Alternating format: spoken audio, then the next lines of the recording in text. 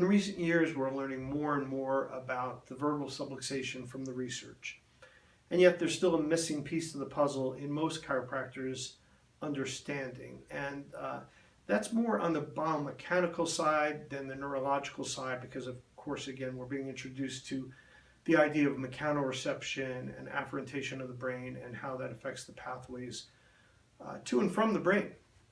But on the biomechanical side, there's a piece of information that has been overlooked because it occurred in the biomedical research and those journals rather than the chiropractic research. And yet it fits the puzzle really well. BJ told us many years ago that a subluxation occurs when an external invasive force overcomes an internal resistive force. And that's exactly what they saw in the research. At first it occurred in the laboratory. They were loading cadaver specimens, and these vertebrae, these segments, were being loaded typically over the center of the disc, and flexion and lateral flexion and rotation would occur oftentimes as a coupling movement. And yet when they started this one experiment, someone chose to load the disc anterior to the center, or the centroid of the disc, and something very unusual occurred. The graph was changing gradually, as it typically did, and then a sudden spike occurred. They actually heard it associated with a cracking noise, interestingly enough, even though we know that a cracking noise often does not accompany a subluxation. But when they loaded these specimens and did it anterior to the center of the disc, they said it simulated either a single overload event or several hours of flexion as in sitting, which is interesting as it correlates to our understanding of posture and how bad posture might contribute to the subluxation.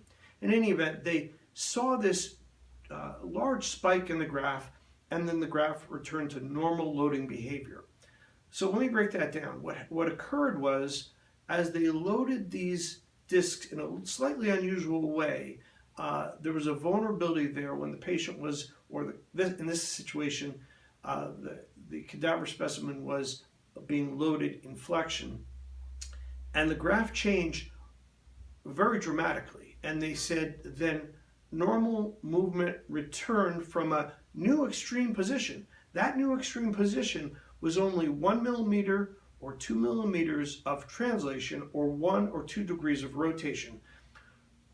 And they called it segmental buckling. You can find it in the research. Segmental buckling fits our understanding of the subluxation very well. And then they saw it later again in vivo when they were looking at a powerlifter under video fluoroscopy, and they recognized the same phenomenon occurred.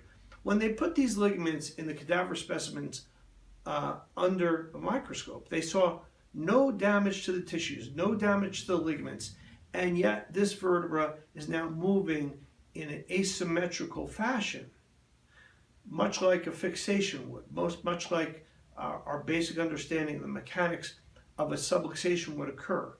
And we know there's a lot more that goes into it. There's inflammatory processes and damage to cartilage, and as the years go on, vertebral subluxations become recurring and become chronic and need much more than just a single adjustment to unlock the segment. But at first, in their initial, as they occur initially, it's a simple, relatively simple movement out of normal alignment. So we know that's one of the components, even one of BJ's 4 components of the original model out of Stevenson's text of how a subluxation occurs. And yet this is something the researchers themselves said could easily be overlooked if it wasn't for this unusual change in position. So it's something for chiropractors to take a look at. There's much more. There's a great quantity of research now on biomechanics and neurology concerning the subluxation. But this piece of the puzzle is oftentimes when I ask people to raise their hands if they've ever heard of segmental buckling in seminars, I rarely even see a hand go up.